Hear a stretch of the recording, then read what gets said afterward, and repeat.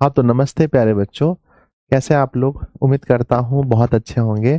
और crash course की पहली क्लास में आप सभी का बहुत बहुत स्वागत है। जल्दी से आप सभी लोग लाइव क्लास में जुड़ेंगे। प्यारे बच्चे, यहाँ पर दो कोर्स के विद्यार्थी हैं। एक तो फुल कोर्स के हैं, एक तो क्रैश कोर्स के हैं। आज सब लोग एक साथ मुझे सुन पा रहे होंगे। सब कुछ ठीक है? आप लोग मुझे सुन पा रहे हैं? यस, गुड मॉर्निंग बच्चों। यहाँ पर क्या होगा कि आप अपने ही कमेंट्स को देख पाएंगे, तो ज़्यादा आपको फोकस करना है इस पर कि आप कैसे चीज़ों को सीख पाएं। क्योंकि देखिए, अब जो समय बचा है ये थोड़ा सा भी इधर उधर करने का समय नहीं है, फालतू कमेंट्स पर ध्यान देने का समय नहीं है। अब का जो समय बचा है वो है एकदम 100%। जो हम लिखें उसको अपनी कॉपी पर लिखना है। तो चलिए अपनी अपनी कॉपी पर सब लोग लिखना शुरू करेंगे। जैसा कि आप देख पा रहे हैं, हमने ऊपर लिख दिया है कि बिहार बोर्ड मैट्रिक 2025। और सीधे शब्द में यहाँ हम लिख दिए हैं क्रैश कोर्स। सीधा शब्द में यहाँ हम क्रैश कोर्स लिख दिए हैं। और यहाँ लिखा है संस्कृत व्याकरण और लेक्चर नंबर 1। आइए बच्चों, सबसे पहले श्री गणेशाय नमः। गणेश जी का आशीर्वाद जरूरी है। और माँ शारदे का भी आशीर्वाद लीजिए, क्योंकि आज से आप एक बहुत बड़े लक्ष्य की ओर बढ़ रहे हैं। आज से जो आपका लक्ष्य होने जा रहा है वो होने जा रहा है ड्रीम। वो आपका लक्ष्य क्या है? ड्रीम 450+ लक्ष्य की ओर आप बढ़ रहे हैं। इसलिए माँ का आशीर्वाद बहुत जरूरी है। आइए हम बात करते हैं आज के मोटिवेशन में। हर वक्त जीतने की जज्बा होना चाहिए। हर वक्त आपके अंदर जीतने का जज्बा होना चाहिए, क्योंकि किस्मत बदले या ना बदले, क्योंकि किस्मत बदले या ना बदले पर समय जरूर बदलता है। बच्चों, हमेशा समय की कद्र कीजिए और पढ़ाई पर बहुत अच्छे से फोकस कीजिए। बच्चों, चलिए हम शुरू करते हैं। मैं आपको कुछ बताना चाहता हूँ। देखिए, मैं जो कुछ बताना चाहता हूँ इस पर पहले फोकस कीजिए। बच्चों, संस्कृत व्याकरण के 2 पाठ हैं। संस्कृत व्याकरण के कितने पाठ हैं बताओ मुझे जल्दी से। संस्कृत व्याकरण के 2 पाठ हैं। हमारे एग्जाम के पॉइंट ऑफ व्यू से 2 पार्ट है। एक पार्ट है जो ऑब्जेक्टिव के लिए जरूरी है। एक पार्ट है जो ऑब्जेक्टिव के लिए जरूरी है और एक पार्ट है जो सब्जेक्टिव के लिए जरूरी है। लिखिएगा अपने अपने कॉपी में सब लोग। एक पार्ट है जो ऑब्जेक्टिव के लिए जरूरी है और एक पार्ट है जो सब्जेक्टिव के लिए जरूरी है। अब देखना यह है कि ऑब्जेक्टिव के लिए क्या क्या पढ़ना हमें चाहिए और सब्जेक्टिव के लिए क्या पढ़ना पड़ेगा। देखिए बाबू, अगर हमें ऑब्जेक्टिव बनाना है तो हमें ऑब्जेक्टिव के लिए सबसे पहले थोड़ा सा वर्ण का ज्ञान होना चाहिए, ज्यादा नहीं, हल्का सा वर्ण का ज्ञान होना चाहिए।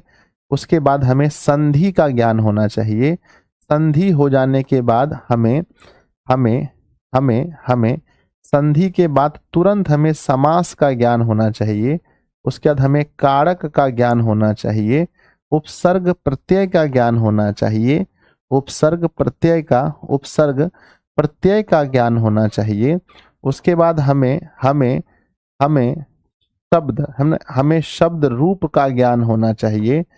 हमें हमें हमें शब्द रूप का ज्ञान होना चाहिए। और उसके बाद शब्द रूप का ज्ञान होना चाहिए। उसके बाद धातु रूप का ज्ञान होना चाहिए। उसके बाद में धातु रूप का ज्ञान होना चाहिए, धातु रूप का। तो बच्चों बताइए, ऑब्जेक्टिव के लिए हमें कितने टॉपिक का ज्ञान होना चाहिए?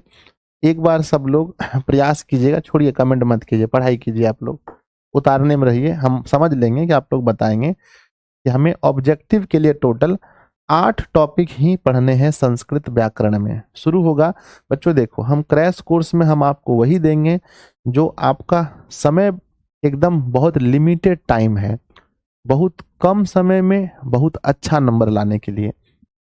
तो बस 8 टॉपिक आपको पढ़ना है।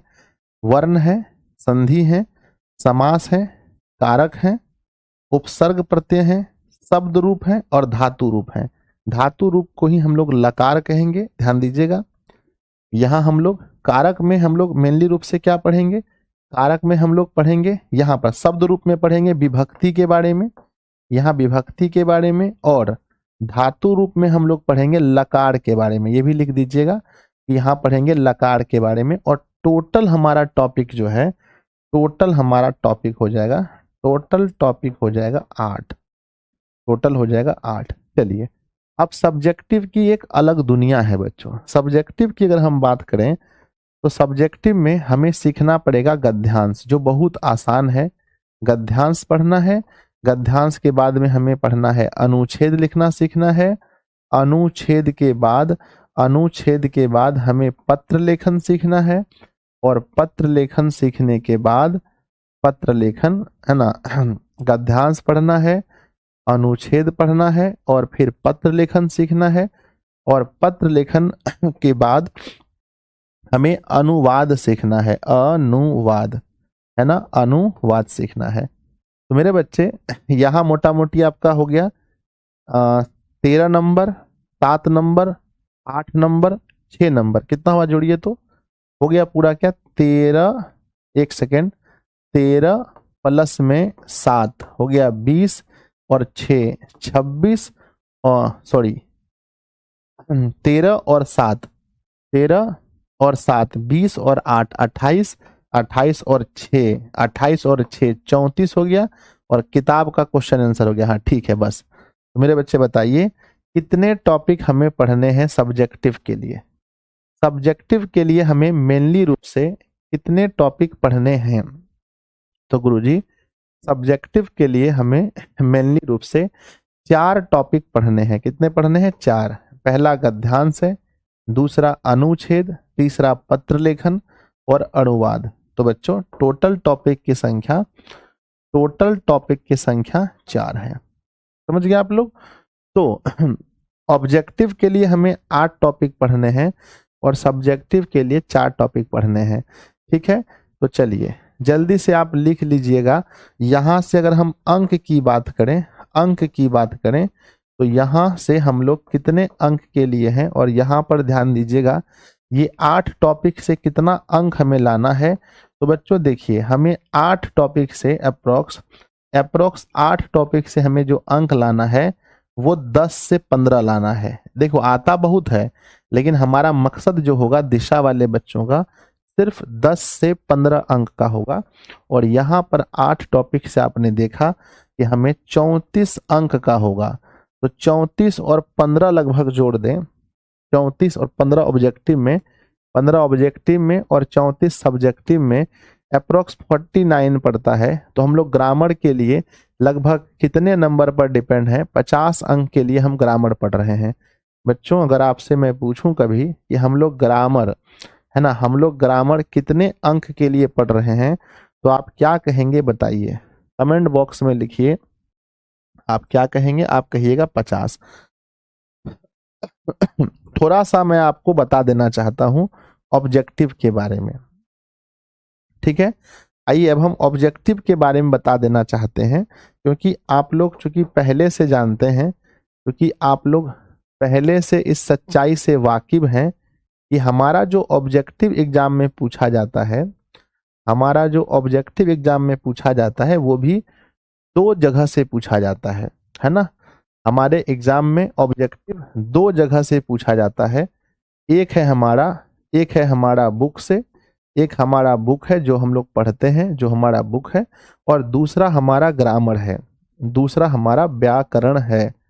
मेरे बच्चे पता है कि टोटल हमारे एग्जाम में 100 क्वेश्चन दिए जाएंगे, और 100 क्वेश्चन में से 100 क्वेश्चन में से कम आपका 40 सवाल कहाँ से आएगा बताइए?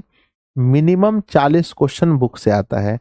कभी कभी 45 तक भी मामला चला जाता है, पर हम हमेशा कम मानकर चलेंगे ताकि बाद में दुख ना हो हमें, और यहाँ पर 60 हो। मेरे बच्चे आपको पता है कि संस्कृत का बुक बहुत आसान है। जैसे हम पूछें कि मंगलम पाठ में कुल कितने मंत्र हैं, या हम पूछें कि प्रभु श्री राम किसके किसके साथ में वनवास गए थे, या हम कुछ भी पूछें, किताब का कोई भी क्वेश्चन, या असली आलसी कितने थे, निर्धनों को भोजन कौन करवाता था, मेगास्थनीस किसके दरबार में आया था। बच्चों या वेदांग कितने हैं, वेद कितने हैं, वेद के लेखक कौन है, तो ये सब कुछ बहुत आसान है। तो बच्चों आप बताइए कि बुक आसान है कि नहीं। अगर 40 क्वेश्चन हमारे हमारे एग्जाम में अगर बुक से 40 क्वेश्चन आता है तो मिनिमम हम लोग कितने क्वेश्चन को सही कर पाएंगे, एक बार अंदाजा लगाइए आप लोग। देखिए आप लोग अभी बच्चों कुछ भी आप लोग अंदाजा लगा करके भी कुछ ना कुछ तो कहेंगे, तो मुझे मिनिमम लगता है बहुत भी कम, अगर जो बच्चा अच्छे से बुक नहीं पढ़ा है, क्योंकि बुक बहुत आसान होता है बाबू, ठीक है, बहुत ही कम होगा, तो हम समझते हैं कि 30 नंबर से 35 नंबर सही होगा। देखिए हम 10 साल से बच्चों इस पर जुड़े हैं, 9 साल से पढ़ा रहे हैं, 10वां साल हम खुद पढ़ रहे थे, तो मुझे पता है कि लगभग बच्चा सही कर देता, सारा क्वेश्चन सही कर देता है। फिर भी हम मान के चलते हैं 30 से 35, फिर भी हम 30 से 35 मान के चलते हैं, लेकिन बच्चा सब ऐसा ऐसा है, पिछले वर्ष की हम कहानी बताते हैं, पूरा सही कर देता है, क्वेश्चन गलती नहीं करता है कोई भी, पूरा एकदम सही मार देता है, 40 में 38 37 तो मार ही लेता है। अगर हम 30 क्वेश्चन यहां से सही करते हैं तब हम ग्रामर में कितने अंक के लिए निर्भर हैं। अगर हम 30 क्वेश्चन बुक से सही कर लेते हैं तब हम ग्रामर पर कितने अंक के लिए निर्भर हैं, तब हम ग्रामर पर सिर्फ ग्रामर पर बच्चों हम लोग 20 अंक के लिए निर्भर हैं। और अगर हम 35 क्वेश्चन बना लेते हैं, 35 क्वेश्चन बना लेते हैं, 35 बना लेते हैं, तो हम ग्रामर पर कितने अंक के लिए निर्भर हैं। अगर हम 35 बना लेते हैं तो अगर 35 बना लेते हैं तो हम सिर्फ और सिर्फ 15 अंक के लिए निर्भर हैं। अगर बच्चों कोई ऐसा विद्यार्थी है जो 40 में 40 बुक बना ले, 40 में 40 भी बनाने वाले बच्चे बहुत सारे हैं, अगर आप 40 में 40 क्वेश्चन बना लेते हैं तब आप ग्रामर में सिर्फ और सिर्फ 10 क्वेश्चन के लिए निर्भर हैं, 10 क्वेश्चन के निर्भर हैं। तो प्यारे बच्चों याद रखिएगा, ये इंपॉर्टेंट है कि मैक्सिमम मिनिमम, तो हम लोग व्याकरण पर निर्भर हैं, मैक्सिमम बच्चों मैक्सिमम 20 और मिनिमम 10 ये हमारा रहने वाला है। ठीक है, तो इसको नोट कर लीजिएगा, आपको समझ में आ जाएगा कि ग्रामर में ऑब्जेक्टिव के लिए मैक्सिमम 20 और मिनिमम 10। ठीक है, अब तो आप चीज को समझ गए होंगे, मुझे लग रहा है समझ गए होंगे बच्चों। चलिए आगे बढ़ते हैं। तो हमने देखा, अब बच्चों हमें 10 से लेकर के 20 नंबर के लिए हम लोग ग्रामर पर निर्भर हैं। तो याद रखिएगा कि बच्चों हमें ये 8 टॉपिक पर फोकस करना है, 8 टॉपिक को पढ़ना है। बच्चों क्या हमें ये प्रयास करना है, क्या हम संस्कृत व्याकरण में एकदम पूरा विद्वान बनना है, ध्यान दीजिएगा, क्या हमें संस्कृत व्याकरण में विद्वान बनना है या हमें एग्जाम पर्पस से पढ़ना है। मेरे बच्चे बताइए, विद्वान बनना है या एग्जाम के पर्पस से पढ़ना है, एग्जाम के पर्पस से। तो देखिए याद रखिएगा कि बच्चों हम लोग तो कभी भी संस्कृत व्याकरण में हम विद्वान बनने के लिए नहीं पढ़ेंगे, हम लोग सिर्फ और सिर्फ पढ़ेंगे हमारे एग्जाम के पॉइंट ऑफ व्यू से कि भाई देखो कि आगे हमारा आगे संस्कृत कंटिन्यू नहीं होगा। आपको पता है कि 10th क्लास के बाद हमें संस्कृत नहीं पढ़ना है, सिर्फ 10th क्लास में ही संस्कृत पढ़ना है। तो हमें मेरे बच्चे सिर्फ और सिर्फ जो है सिर्फ और सिर्फ एग्जाम के पर्पस से पढ़ना है। आइए अब हम आपको बताते हैं कि ये जो 8 टॉपिक हैं आपके, ये कितने मतलब कि ये एग्जाम में इससे कितने सवाल आते हैं, है ना, एग्जाम में सवाल टॉपिक से बच्चों। तो पहला टॉपिक आपका हुआ था सना वर्ण, पहला टॉपिक आपने क्या बोला था, लिखिएगा मेरे सामने, वर्ण। दूसरा टॉपिक लिखिएगा, दूसरा हम क्या बोले थे, वर्ण के बाद दूसरा टॉपिक बोले थे संधि। तीसरा टॉपिक लिखिएगा, तीसरा हम बताए होंगे समास। चौथा टॉपिक लिखिएगा, चौथा टॉपिक लिखिएगा समास के बाद वर्ण हो गया, संधि हो गया, समास हो गया। समास के बाद लिखिए प्रत्यय, पहले तो उपसर्ग ही लिख लीजिए, उपसर्ग, उपसर्ग, और फिर लिख लीजिएगा प्रत्यय। उपसर्ग के बाद क्या होता है, प्रत्यय होता है। और फिर लिखिएगा यहाँ पर छठा नंबर टॉपिक में शब्द, शब्द अच्छा कारक है ना, कारक। और फिर लिखिएगा शब्द रूप, शब्द, शब्द रूप। और 8वें में लिखिएगा शब्द रूप के बाद लिखिएगा, है ना, ये 8वां क्या था, शब्द रूप, 7वां शब्द रूप था और 8वां होगा धातु रूप, धातु रूप। एक हम एवरेज आपको बता देते हैं कि एग्जाम में कितना, है ना मेरे बच्चे, एग्जाम में हम आपको बता देते हैं कि मतलब जो हाईएस्ट है यहां से सिर्फ 2 और 3 सवाल बनते हैं, और संधि से आपके सवाल जो हैं, संधि से आपके सवाल अप्रोक्स 5 सवाल बनते हैं संधि से हर साल, 4 से 5 सवाल बनते हैं। समास से ज्यादा क्वेश्चन पूछा जाता है, समास से 7 क्वेश्चन पूछे गए हैं, समास से 7 क्वेश्चन पूछे गए हैं। उसके बाद उपसर्ग की बात करें तो 4, उपसर्ग की बात करें तो 4, और अगर प्रत्यय की बात करें, प्रत्यय से हर साल 10 क्वेश्चन बनता है। कारक से 8 कारक से क्वेश्चन बनते हैं 8, और बच्चों शब्द रूप से 5 और धातु रूप से 5। तो ध्यान दीजिएगा, पिछले वर्ष बहुत सारे विद्यार्थी ने ऐसा किया था कि वो लोग बुक को बहुत अच्छे से पढ़ लिए थे और ग्रामर में 2 चैप्टर पढ़ लिए थे, ग्रामर में सिर्फ 2 चैप्टर अच्छे से भी पढ़ लिए, है ना, 2-3 चैप्टर भी अच्छे से पढ़ ले। क्या क्या क्या क्या चैप्टर?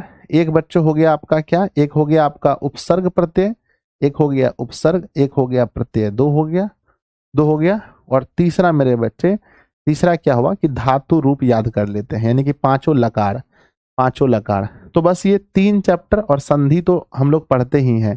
बस बहुत सारे बच्चे ऐसा कर रहे थे कि सिर्फ 4 चैप्टर पढ़ के भी हो रहा था, लेकिन हम लोग ऐसा गलती नहीं करेंगे, है ना सर। क्रिया, संज्ञा, सर्वनाम, यहाँ संज्ञा सर्वनाम सब नहीं पढ़ना है हम लोग। क्या हम ऐसा करेंगे बच्चों कि हम बस 4 चैप्टर पढ़ लेंगे, या हम लोग सभी चैप्टर को पढ़ेंगे, ताकि अगर अगर पढ़े हुए चैप्टर से भी अगर कठिन सवाल आ जाए तो हम किसी दूसरे चैप्टर से बना सकते हैं। तो बताइए, क्या हम लोग सभी चैप्टर को पढ़ेंगे? यस और नो? यस बच्चों, हमारा पूरा जो मकसद है, हमारा पूरा मकसद है सभी चैप्टर को पढ़ने का, ऑल चैप्टर को पढ़ने का मकसद है, यानी 8 में से 8 चैप्टर को अच्छे से पढ़ने का मकसद है, ताकि ग्रामर में हमारा क्वेश्चन नहीं छूटे। बच्चों, जब भी आप संस्कृत की बात करते हैं तो आप देखिएगा, आप डरिएगा नहीं। संस्कृत में बच्चों कभी भी नहीं डरिएगा। संस्कृत में 2 पाठ हम आपको बताए हैं बच्चों, 2 पाठ है हमारा। कौन कौन सा? देखिए 2 पाठ संस्कृत में कौन कौन सा है? तो संस्कृत में 2 पाठ हमारा है, एक है बुक, एक है बच्चों बुक, और दूसरा है ग्रामर। देखो, समझ के पढ़ना बहुत जरूरी है, झुट्ठो पढ़ रहे हो तो अलग बात है। देखिए बच्चों, हमने आपको पहले से ही बुक के बारे में बताता हूं कि बुक बहुत हल्का है, बुक बहुत आसान है, और देखिए इसका हम 1 शॉट डाले हुए हैं। तो जितने भी बच्चे हैं मैं आपको कहूंगा कि भैया, जो हम 1 शॉट पढ़ा दिए हैं उससे अच्छा 1 शॉट नहीं पढ़ा पाएंगे, ठीक है। जो 1 शॉट पढ़ा दिए हैं, कौन कौन बच्चे पढ़े हैं एक बार हाथ उठा दीजिएगा आप लोग, है ना। जो हम आपको बुक पढ़ा दिए हैं उससे अच्छा बुक नहीं पढ़ा पाएंगे। इसीलिए आप देखिएगा, आपके बैच में चाहे आप क्रैश कोर्स के विद्यार्थी हैं चाहे फुल कोर्स के विद्यार्थी हैं, आपके बैच में आप देखिएगा इसका 1 शॉट है बच्चों डाला हुआ, इसका 1 शॉट लेक्चर है। आप वहां से इसको देख लीजिए। हम यही कहेंगे कि 1 शॉट लेक्चर देख कर आइए, हम सिर्फ रिवीजन करा देंगे बच्चों। आप 1 शॉट लेक्चर देख के आइए, हम सिर्फ क्या करा देंगे? हम सिर्फ रिवीजन करा देंगे, रिवीजन करा देंगे। 1 शॉट लेक्चर बच्चों, अब क्या 1 शॉट लेंगे? ये पहले से ही 1 शॉट है, तो टाइम बर्बाद करके कोई फायदा नहीं है। मैं आप लोगों को कहूंगा कि समय बर्बाद करके कोई भी फायदा नहीं है। यानी जो 1 शॉट हम पढ़ा दिए हैं, क्योंकि आपको भी मुझे समय देना पड़ेगा, मेरी बात को समझिए आप। हम भी आपको पढ़ाने में समय देंगे, आप भी पढ़ने में समय दीजिएगा। अब ये कोई झूठ, ये फालतू बात हो जाता है कि सर नहीं हम तो पढ़बे करेंगे। किसको किसको जिद है कि सर हम तो फिर से आपसे संस्कृत बुक पढ़ेंगे? संस्कृत बुक पढ़ने का मेरे बच्चे जिद आपको है। मेरा मानना है आपको कि आपको 1 शॉट जो दिया गया है, क्योंकि हम पहले भी पढ़ाए हैं, फुल बैच में भी 1 शॉट ही पढ़ाए हैं, तो फुल बैच में 1 शॉट संस्कृत का बुक है।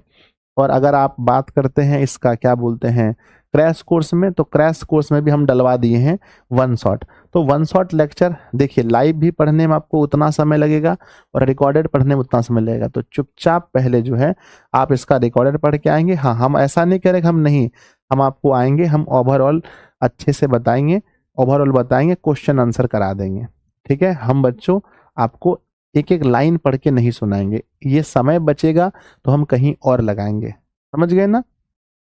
समय बचेगा तो हम कहीं और लगाएंगे, यानी किसी और विषय पर हम लोग मेहनत करेंगे जो विषय पहले से बहुत अच्छा पढ़ा दिए हैं। यानी हम बच्चों कितना भी कोशिश कर लें उससे अच्छा नहीं पढ़ा सकते आपको। जितना अच्छा हम बुक आपको एक बार पढ़ा दिए हैं उससे अच्छा दोबारा बुक नहीं पढ़ा सकते, इसलिए उसमें आप समय बर्बाद मत कीजिए। ठीक है, हम आपको याद दिलाते हैं 2022 या 23 के बैच में हम बच्चों फुल बैच में हिंदी नहीं पढ़ाए थे। फुल बैच में हिंदी नहीं पढ़ाए थे। क्यों नहीं पढ़ाए थे? क्योंकि हम 22 में पढ़ा चुके थे। जब 22 में पढ़ा दिए हैं तो फिर उसे 23 में पढ़ा के क्या फायदा? कई बार इतना अच्छा पढ़ा देते हैं कि दोबारा उतना अच्छा नहीं हो सकता है। तो इसका वन शॉट देख लीजिएगा। ठीक है, इसका वन शॉट आप लोग आज से ही शुरू कर दीजिएगा। जितने भी क्रैश कोर्स वाले विद्यार्थी हैं इसका वन शॉट देखना शुरू कर दीजिएगा आज से ही। कितना चैप्टर है? 14 चैप्टर है। कितना दिन लगेगा? 14 चैप्टर है ना? 14 चैप्टर एक दिन में सब मत देखना, ठीक है? 14 चैप्टर है और दिन लगाना 14, है ना? 14 गो चैप्टर है और आप लोग देखने में भी 14 चैप्टर 14 दिन लगा दीजिए। और 14 दिन के अंदर रोज हम आपसे पूछेंगे क्या आपका एक लेक्चर खत्म हुआ, और जो पढ़ लिए हैं अब दोबारा पढ़ना है तो दोबारा पढ़ लीजिए। देखिए, जब लाइव पढ़ेंगे आप तो आपके पास ऑप्शन नहीं होता है 2 गुना 3 गुना करने का, लेकिन जब आप रिकॉर्डेड पढ़ते हैं मेरे बच्चे तो आपके पास ऑप्शन होता है। आप 2 गुना कर सकते हैं, 3 गुना कर सकते हैं। मेरे बच्चे आप इसको 2-3 गुना स्पीड करके लेक्चर देख लेंगे। मेरी बात को मानो, देख लेंगे तो दिल बनाकर भेजिए। देखो बच्चों, समय बचेगा तो वो समय आप लोग को ही देंगे। समय बचेगा तो समय आप लोग को ही देंगे। तो आप लोग दिल बनाकर भेजिए कि सर हम लोग रिकॉर्डेड लेक्चर देख लेंगे। यानी बच्चों 1 घंटे का क्लास है, रिकॉर्डेड देखेंगे। 2 गुना स्पीड में देखना, मिनिमम 2 गुना स्पीड में देखना, 2 गुना स्पीड में देखना तो आपका जल्दी दिखेगा। जल्दी से दिल बनाकर भेजिए कि सर हम आपसे वादा करते हैं ये 14 लेक्चर आपके कोर्स में भी है, ये 14 लेक्चर आपके यूट्यूब पर भी रखा है। जहां से आपको मन करे आप पहले चाहें तो इसको डाउनलोड कर लें, डाउनलोड करके देखें, जैसे भी देखें। ये 14 चैप्टर के 14 लेक्चर्स आपको देख लेने हैं। यस गुरुजी। देखो बच्चों, इसमें सहूलियत आपका है, सहूलियत हमारा है। समय आपका बचेगा। जो एक बार अच्छे से पढ़ा दिया जाता है दोबारा वैसा नहीं होता है। हाँ, आप ये कर सकते हैं, हम आपको अधिक से अधिक बार इसका टेस्ट ले सकते हैं। इसका अधिक से अधिक बार क्या लेंगे? टेस्ट। तो जब आप लोग का लेक्चर पूरा हो जाएगा तब हम आपका टेस्ट लेंगे। ठीक है, हम मानते हैं कि आज आपका लेक्चर 1 पूरा हुआ होगा। ठीक है, तो बच्चों याद रखिएगा अगले संडे टेस्ट है। याद रखिएगा, लिख लीजिए कि अगले संडे, नेक्स्ट संडे आपका टेस्ट है। नेक्स्ट संडे टेस्ट है। कितने चैप्टर का बोलो? क्योंकि नेक्स्ट संडे आपका 7 दिन बाद होगा। आज 7 संडे है ना, आज संडे है तो अगला संडे 7 दिन बाद होगा। जब 7 दिन बाद आपका संडे होगा, 7 दिन बाद, तो याद रखिएगा कि 7 चैप्टर का टेस्ट है। लिख लीजिए अपनी कॉपी में, 7 चैप्टर के बुक का टेस्ट है। तो 7 वन शॉट आपको देखना है, 7 वन शॉट देखना है, उसके क्वेश्चन आंसर लगाने हैं, उसका टेस्ट आप पर ऐप पर लगाना है। टेस्ट कब है बताओ? कमेंट बॉक्स में बताइए कि 7 गो चैप्टर का टेस्ट कब है। संस्कृत के बुक के 7 चैप्टर का टेस्ट कब है? ठीक है, क्योंकि कल ही आप वादा किए हैं कि सर आप जो बताएंगे हम लोग उसको फॉलो करेंगे, तो मेरी बात को फॉलो कीजिए। आइए, अब आपको लग रहा होगा अब आपको लग रहा होगा कि सर, अब आपको लग रहा होगा आज सैटरडे है। ठीक है, तब अगले संडे होगा। आज सैटरडे है, ठीक है, समझ गए, अगले संडे है। तो अब आपको एक चीज लग रहा होगा कि सर बुक का समस्या सर ने समाप्त कर दिया। अब बच्चों हमारा पूरा एनर्जी, अब हमारा पूरा फोकस कहाँ जा रहा है? देखो, अब आप ये मत कहना कि सर कोई और संस्था में फिर से संस्कृत पढ़ाया जा रहा है। तो मुझे बच्चों, पहली बात, मेरी तुलना किसी भी संस्था से या किसी भी शिक्षक महोदय से मेरी तुलना मत कीजिएगा, क्योंकि हर व्यक्ति अलग अलग होता है। ठीक है, तो मैं आपको समझा रहा हूं कि मैं अगर ये 14 चैप्टर पढ़ाऊंगा तो 14 दिन आपका बर्बाद होगा, मेरा भी बर्बाद होगा, आपका बर्बाद होगा, आपका इंटरनेट बर्बाद होगा, और इससे अच्छा मैं नहीं पढ़ा पाऊंगा। तो मुझे पता है कि मैं जो पढ़ा चुका हूं वो अपना बेस्ट दे चुका हूं। तो उसी को आप रिकॉर्डेड देखिए। ऐसे भी यहाँ आपको कमेंट नहीं दिखते हैं। जब आपको यहाँ कमेंट दिखता ही नहीं है, आप अपना कमेंट सिर्फ आप ही पढ़ रहे हैं, तो लाइव का क्या मतलब है? कोई मतलब नहीं है। तो अब आपका एनर्जी, जो एनर्जी यहाँ से बचा, वो एनर्जी को हम कहाँ लेकर जा रहे हैं बताओ? इस एनर्जी को कहाँ लेकर जा रहे हैं? इस एनर्जी को लेकर जा रहे हैं व्याकरण के पास। मेरे बच्चे, अब हमारे पास हो गए व्याकरण। क्या हो गए? अब हमारा पूरा और पूरा फोकस कहाँ होने वाला है? व्याकरण पर। बच्चों 8 चैप्टर है। 8 चैप्टर, कितने चैप्टर हैं? 8। 8 चैप्टर हैं व्याकरण में। अब हम इस 8 चैप्टर को कितने दिन में पढ़ाएंगे? तो बच्चों एक चैप्टर मिनिमम हमारा जाएगा 3 दिन, है ना। अगर बच्चों बहुत अच्छा चैप्टर है 3 दिन, बहुत छोटा चैप्टर है तो 1 दिन काफी है। ठीक है, तो बच्चों 3 दिन। तो बताइए संस्कृत व्याकरण के हमें लगभग, क्योंकि अभी ऑब्जेक्टिव की बात हो रही है, मैक्स है ना, लगभग बच्चों हमारा लेक्चर 2 से 3 दिन जाएगा। एक चैप्टर का लेक्चर हमारा 2 से 3 दिन जाएगा। तो टोटल हम लोग जो है इसमें लगा लेंगे 15 से 20। 15 से 20। चलिए शुरू करते हैं। अब बहुत कुछ आपको बता दिए, बहुत ज्ञान दे दिए, सब कुछ हो गया। अब शुरू करते हैं बच्चों। ठीक है, आप सभी को बहुत बहुत धन्यवाद बच्चों। अभी जो क्लास में जुड़े हैं, अभी क्लास में 6200 प्लस बच्चे जुड़े हैं। आप सोच करके हैरान होंगे, सर 6200 बच्चे? बिल्कुल बच्चों, 6200 प्लस बच्चे जुड़े हैं।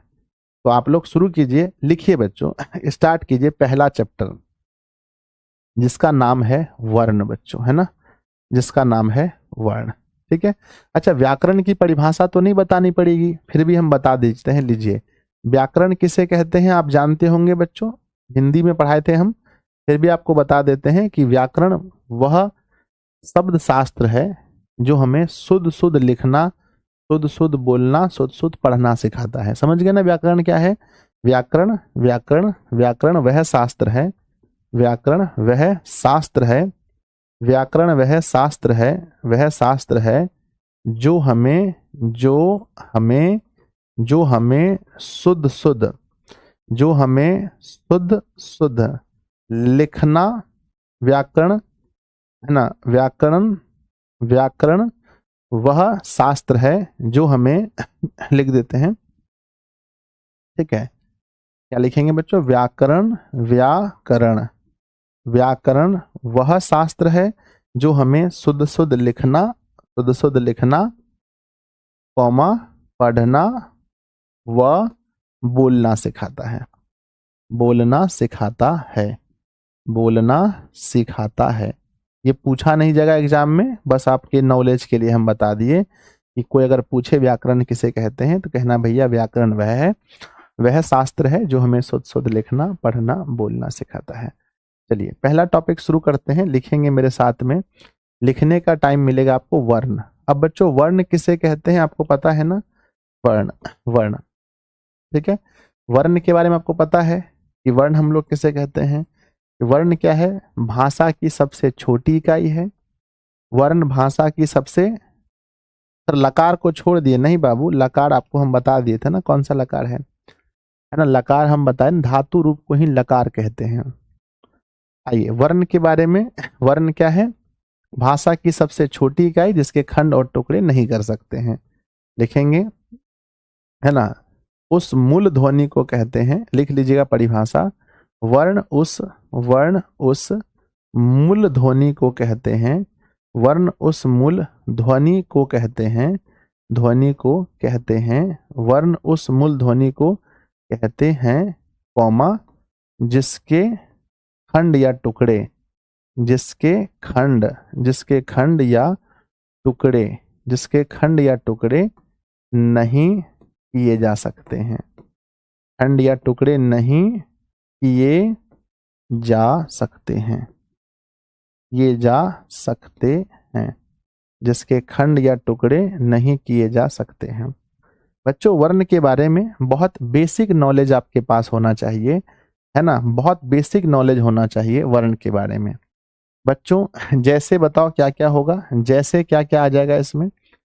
जैसे बताइए, जैसे हम लिखेंगे, जैसे वर्ण में लिखेंगे जैसे। देखो हम पढ़ रहे हैं संस्कृत, लेकिन ये अप्रोक्स हिंदी के तरह ही होता है, तो आपको ज्यादा टेंशन नहीं लेना, क्योंकि इसकी भी लिपि देवनागरी है, तो हिंदी की तरह ही होगा।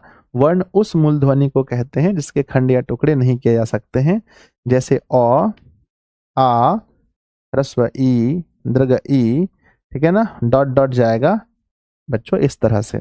अब बताइए वर्णों के समूह को क्या बोलेंगे मेरे बच्चे, लिखते चलिएगा मेरे साथ में। खाली हॉट टॉपिक पढ़ाएंगे, जो परीक्षा के लिए जरूरी है वही पढ़ाएंगे, फालतू कुछ भी नहीं पढ़ाएंगे क्रैश कोर्स में, ठीक है ना। तो वर्णों के समूह को, वर्णों के समूह को, वर्णों के समूह को क्या कहते हैं बच्चों बताइए।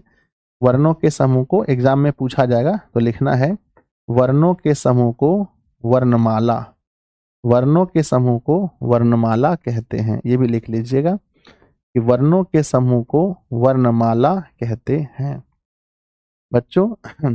वर्णों के समूह को वर्णमाला कहते हैं। फिर आपको पता होना चाहिए कि वर्ण कितने प्रकार के होते हैं, बताइए बताइए वर्ण। तो बच्चों लिखेंगे वर्ण दो प्रकार के होते हैं, लिख लीजिए कि वर्ण कितने प्रकार के होते हैं।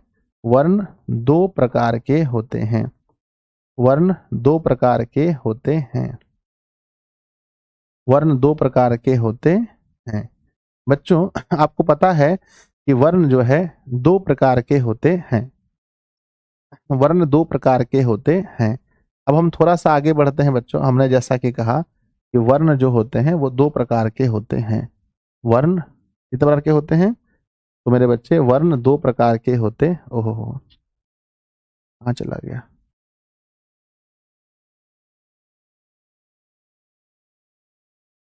है ना। वर्ण मेरे बच्चे दो प्रकार के होते हैं।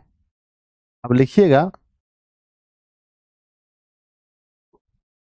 आइए वर्ण दो प्रकार के होते हैं मेरे बच्चे, वर्ण दो प्रकार के होते हैं। तो सबसे पहली बात हमने लिखा इधर वर्ण। अब ये दो प्रकार कौन कौन से हैं बताइए। तो सर वर्ण दो प्रकार के होते हैं, एक हमारा हो गया स्वर, एक हो गया स्वर और एक हो गया व्यंजन, एक हो गया स्वर और एक हो गया व्यंजन। आपको पता है बच्चों स्वर्ण वर्ण के बारे में बताइए, आप हिंदी पढ़े होंगे, सिर्फ इंपॉर्टेंट पॉइंट, फालतू एक भी बात नहीं पढ़ाएंगे बच्चों। हम आपसे पूछ रहे हैं कि बताइए कि स्वर्ण वर्ण क्या है, जिनका उच्चारण स्वयं हो, है ना। क्या लिखते थे स्वर्ण वर्ण के बारे में, कि जिनका उच्चारण, जिनका उच्चारण, जिनका उच्चारण स्वयं हो, जिनका उच्चारण स्वयं हो, हम उन्हें कहते हैं स्वर्ण वर्ण। याद रखिएगा परिभाषा आपसे नहीं पूछा जाएगा, परिभाषा आपसे एक भी नहीं पूछा जाएगा, पर हम आपको बता देते हैं अगर ऑब्जेक्टिव में क्वेश्चन आता है कि जिन वर्णों का उच्चारण स्वयं हो हम उन्हें क्या कहते हैं, तो हम उन्हें स्वर कहते हैं। और जिनका उच्चारण स्वर की सहायता से हो, जिनका उच्चारण जिनका उच्चारण स्वर वर्ण की सहायता से हो, स्वर्ण वर्ण की सहायता से हो, स्वर्ण वर्ण की सहायता से हो, जिनका उच्चारण स्वर्ण वर्ण की सहायता से हो, हम उसे क्या बोलेंगे, जिनका उच्चारण स्वर्ण वर्ण की सहायता से हो हम उन्हें व्यंजन कहेंगे। बच्चों अगर हम बात करें कि कुल वर्ण कितने हैं, तो जो जो हिंदी में है वही संस्कृत में, क्योंकि दोनों की वर्णमाला सेम है, दोनों की लिपि सेम है। तो बच्चों वर्ण कुल कितने हैं, 52 हैं। अब बात हो रही है कि जिनका उच्चारण स्वयं हो और जिनका उच्चारण स्वर वर्ण की सहायता से हो। तो इसका जैसे देख लीजिए उच्चारण स्वयं कैसे हो रहा है, जैसे में आ जाएगा अ, जैसे में आ जाएगा आ, ह्रस्व ई, दीर्घ ई, डॉट डॉट चलेगा। और यहाँ पर आ जाएगा जैसे में, यहाँ जैसे में शुरू हो जाता है, जैसे में शुरू होता है क, नोट कीजिएगा मेरे साथ में, ख, ग, डॉट डॉट, ये सब आ गया आपका व्यंजन। बच्चों याद रखिएगा याद रखिएगा हिंदी का वर्ण अलग होता है, नहीं सर दोनों सेम होता है। बच्चों अगर हम आपसे पूछें कि स्वर्ण वर्ण की संख्या, यहाँ थोड़ा सा ध्यान देना है कि स्वर्ण वर्ण की संख्या में ध्यान देना है बच्चों, स्वर्ण वर्ण की संख्या में ध्यान देना है। तो स्टार देकर के लिखिए स्वर्ण वर्ण की संख्या, एग्जाम में सिर्फ स्वर्ण पूछा जाता है, तो स्वर्ण वर्ण की संख्या, स्वर्ण वर्ण की संख्या, है ना। संस्कृत में क्या होता है ना कि स्वर्ण वर्ण की जो संख्या है बच्चों, 2 वर्ण इसमें जुड़ जाते हैं। जैसे कि आपका एक री होता है, एक री होता है, तो यहाँ पर री में एक एक यहाँ बड़ी री हो जाता है, और इसमें एक लिड़ी भी जुड़ जाता है, लिड़ी। तो 2 वर्ण यहाँ स्वर वर्ण में क्या होता है कि 2 एक्स्ट्रा जुड़ जाता है। जब एक्स्ट्रा 2 जुड़ेगा, 2 एक्स्ट्रा जुड़ेगा बच्चों, तो टोटल स्वर्ण वर्ण की संख्या कितनी हो जाएगी? तो सर देखिए, टोटल स्वर्ण वर्ण की संख्या अगर हम देखें तो ये 13 हो जाता है। याद रखिएगा कि टोटल 13 होता है ना। अगर आप हिंदी पढ़ रहे हैं और उसमें आपसे पूछा गया है कि स्वर्ण वर्ण कितने हैं, तो हिंदी में आप 11 कहिएगा। लेकिन जब संस्कृत आप पढ़ रहे हैं तो यहाँ पूछा गया है तो 2 बढ़ा दीजिएगा, और ज्यादा कुछ नहीं है। चलिए, क्या आपको मालूम है इनके प्रकार के बारे में मेरे बच्चे? स्वर्ण वर्ण के कितने प्रकार हैं? तो स्वर्ण वर्ण के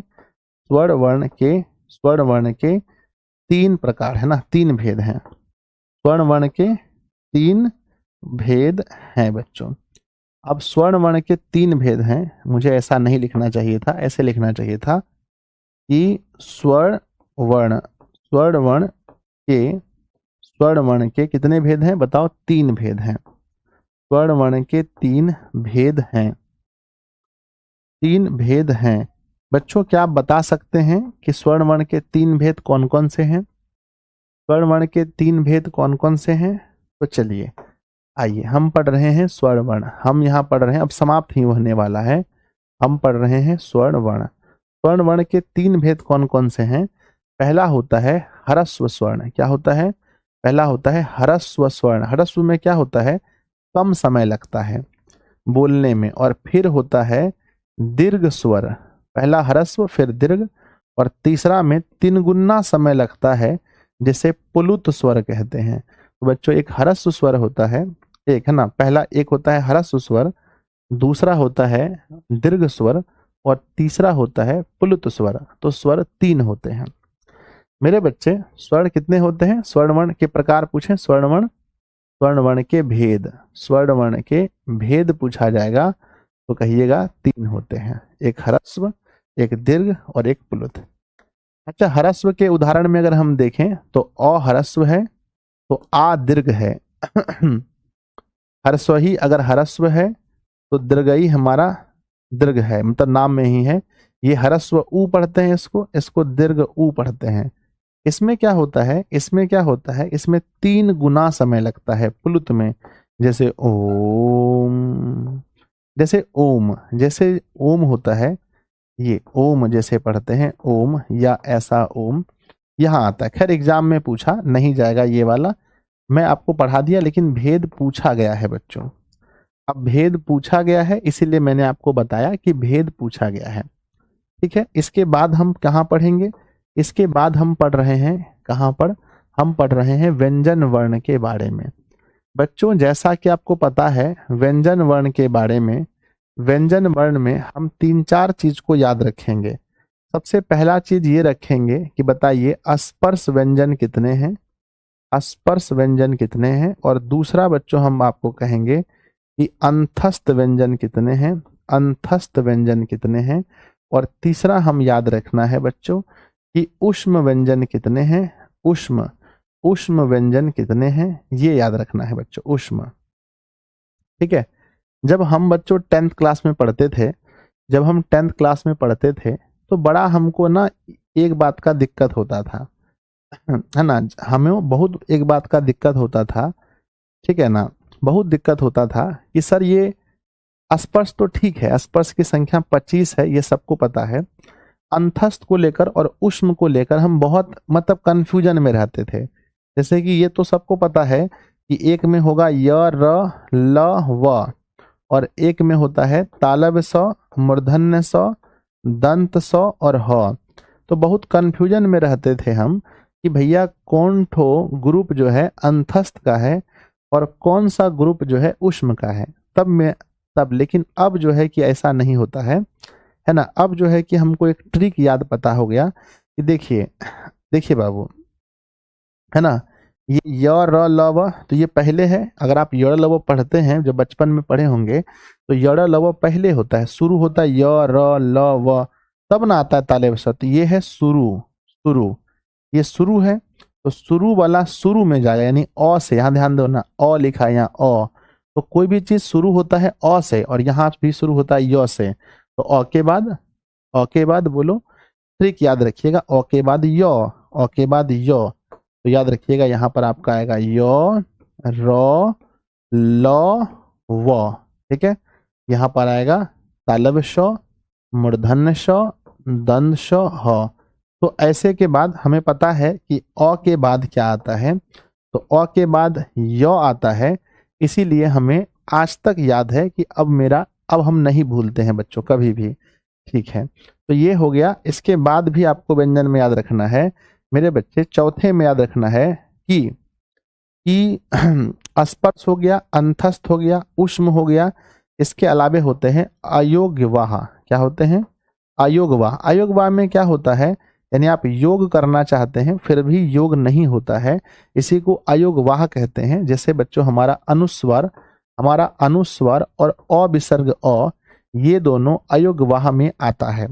बच्चों द्विगुण व्यंजन भी होता है, याद रखिएगा, हमारे द्विगुण व्यंजन भी होता है, याद रखिएगा। द्विगुण व्यंजन में आपका ड और ढ आ जाता है ना, ये वाला जो ड है और ये वाला जो ढ है, ये दोनों आ जाता है। ये कभी र के तरह उपयोग होता है, कभी ढ के तरह, ठीक है।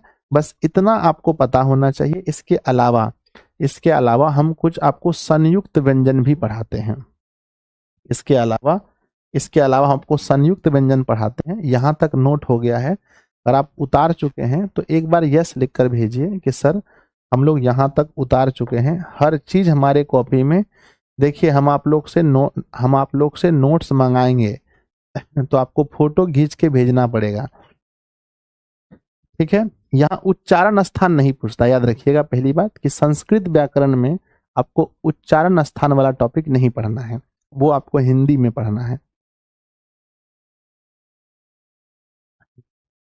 मेरे बच्चे।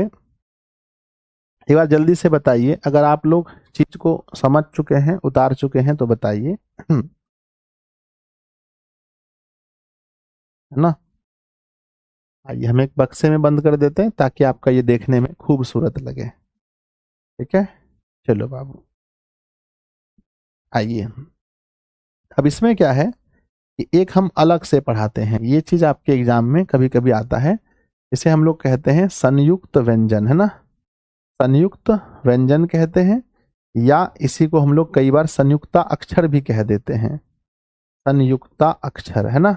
अब ये संयुक्ता अक्षर की बातें हो रही हैं। संयुक्ता अक्षर में क्या क्या आता है, तो आपको बहुत अच्छे से पता है। संयुक्ता अक्षर में जो वर्ण हम लोग रखते हैं, है ना, एक तो पहले हो जाता है, एक तो हो जाता है पहला, एक हो जाता है क हलंत और जोड़ सौ हलंत, क हलंत और जोड़ अ, तो मिलकर क्या बनता है, मेन तो दो चीज को देखना है, ठीक है ना। और फिर बनता है सौ हलंत और जोड़ में रो हलंत, ठीक है। और फिर जो हलंत और जोड़ यो हलंत ना, ऐसे कुछ होता है ना बच्चों। तो बताना क्या बनता है इसमें से, इसमें से क्या बनेगा बताना मुझे जल्दी जल्दी से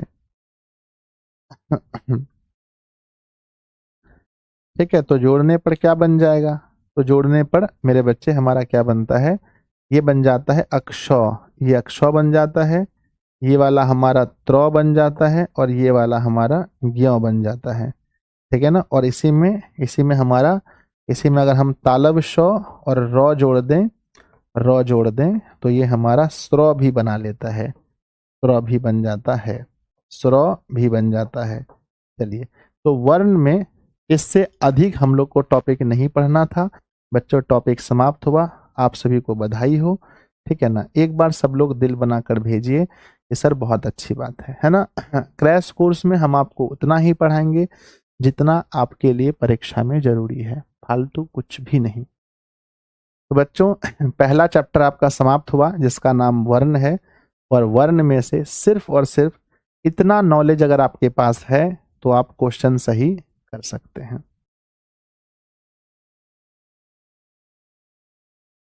इतना नॉलेज अगर आपके अंदर है तो आप क्वेश्चन सही कर सकते हैं बहुत अच्छे से। चलिए शुरू करें।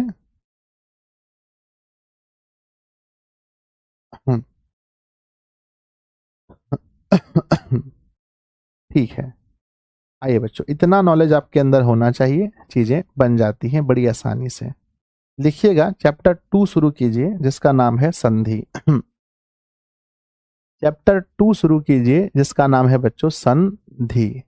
देखिए, आप लोग को हम संधि पढ़ाए थे इस बार। बहुत सारे बच्चे फुल बैच में पढ़े थे, जो नहीं पढ़े थे तो हम बता देते हैं कहाँ से पढ़िएगा। ठीक है, हम आपके इसी बैच में आपका हिंदी व्याकरण वाले सेक्शन में आप जाएंगे, हम आपको वन शॉट डलवाए होंगे। तो या तो आप, दो ऑप्शन है, या तो आप जा सकते हैं, एक अपना चैनल है जिसका नाम है Disha Hindi and English classes. Disha Hindi and English classes अपना यूट्यूब चैनल है, वहां पर जाइएगा तो वहां आपको प्ले लिस्ट मिलेगा, जहां से जाकर के आप संधि पढ़ सकते हैं। ठीक है, या मेरे बच्चे, हम आपको आपके कोर्स में ही हिंदी वाले सेक्शन में आप जाएंगे, तो हिंदी वाले में जब व्याकरण वाले सेक्शन में जाएंगे तो वहां अगर वीडियो है तो अच्छी बात है, नहीं तो मैं डलवा दूंगा। ठीक है, तो संधि भी जो है आपको हिंदी का ही काम आएगा संस्कृत में। ये थोड़ा बहुत चीजें चेंज है, थोड़ा बहुत चीजें चेंज है ना, उसको हम लोग चर्चा कर लेंगे।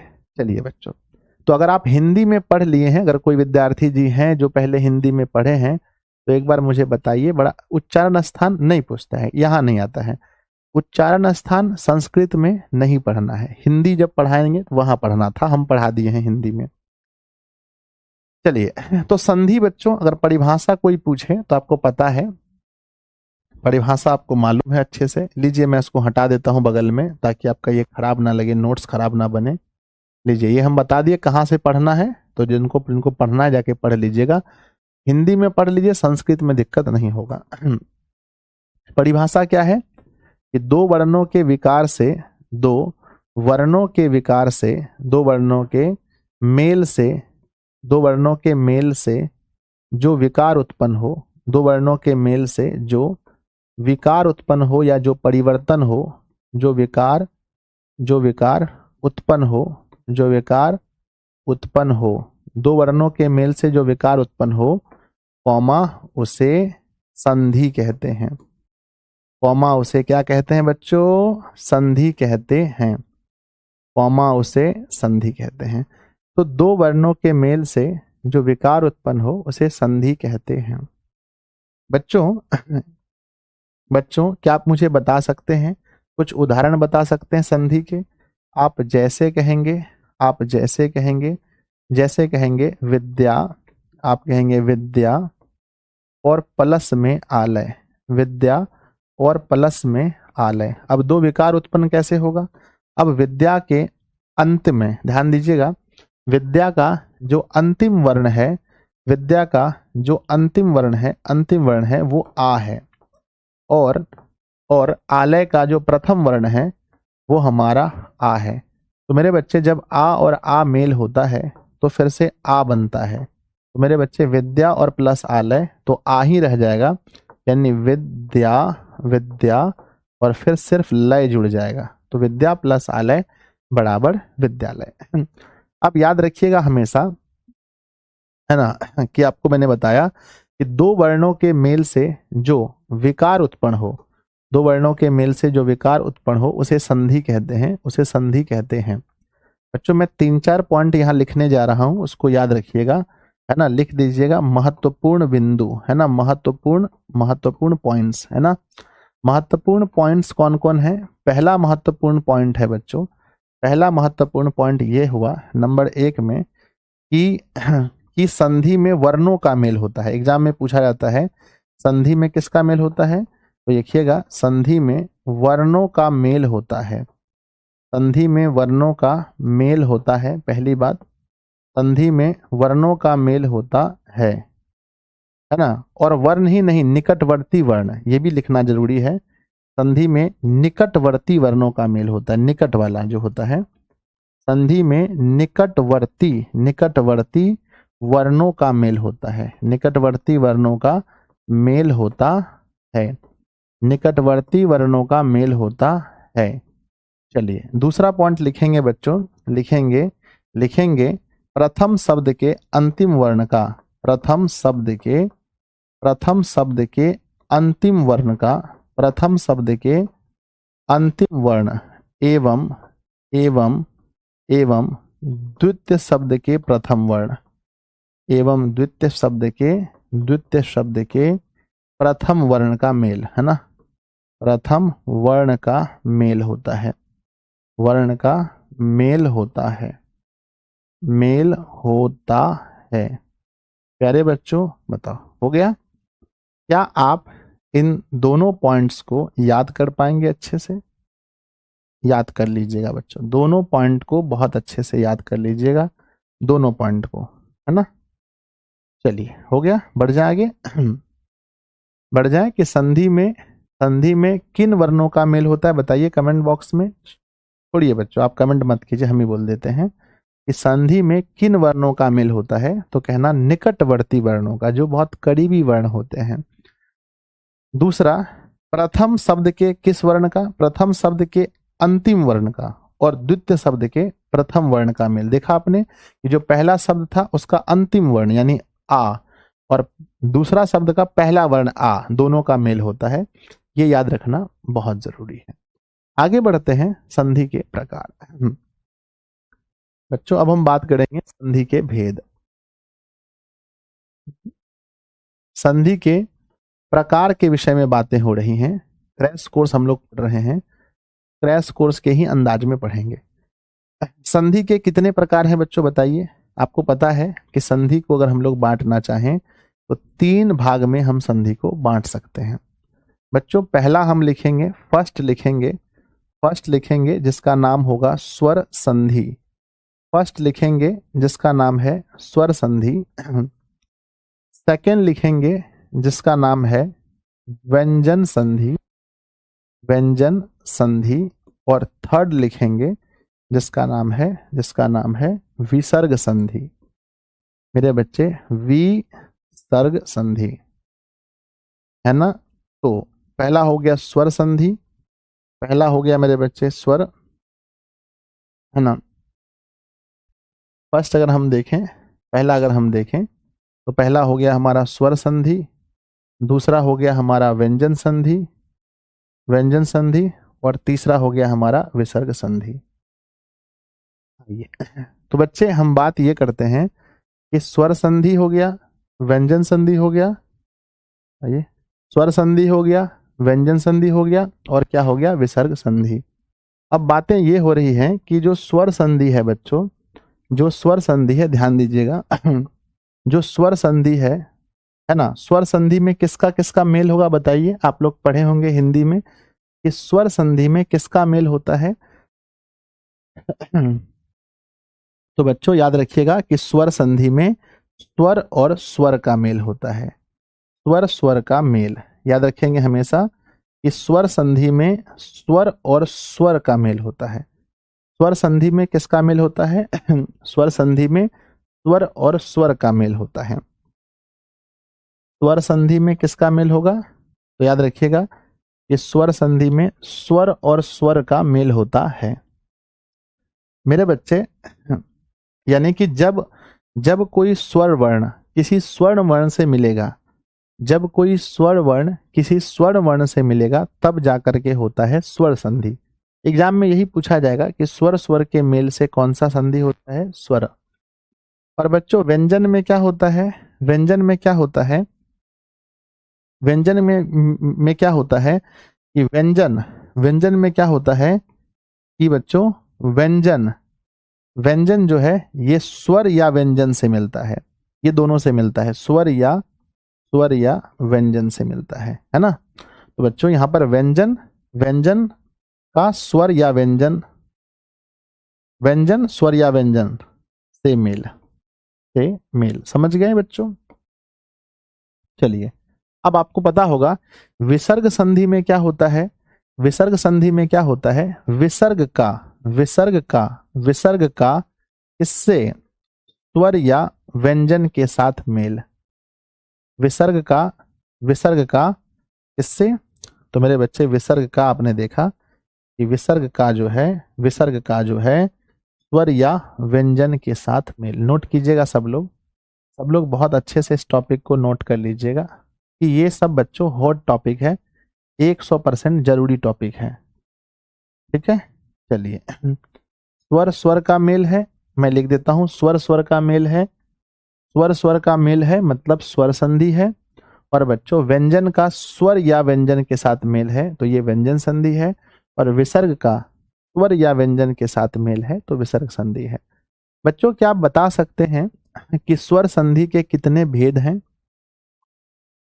स्वर संधि के कितने भेद हैं? स्वर संधि के 5 भेद हैं। याद रखिएगा, ये भी बच्चों बहुत इंपॉर्टेंट पॉइंट बता रहे हैं कि स्वर संधि स्वर संधि स्वर संधि के 5 भेद हैं।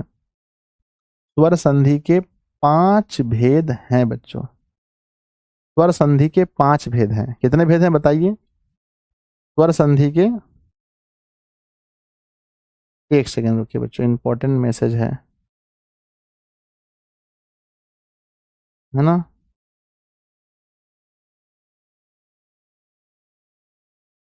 स्वर संधि के 5 भेद हैं। बोलो बच्चों कौन कौन से भेद हैं, है ना। अब ये स्वर संधि के 5 भेद कौन कौन से हैं, प्लीज एक बार बताएंगे आप लोग।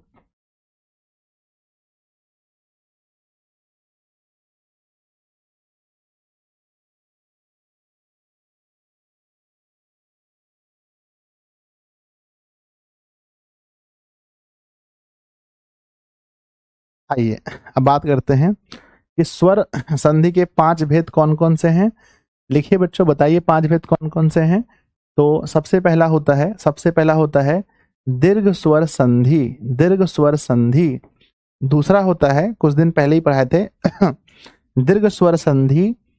दूसरा होता है वृद्धि, है ना, गुण। दूसरा होता है गुण स्वर संधि।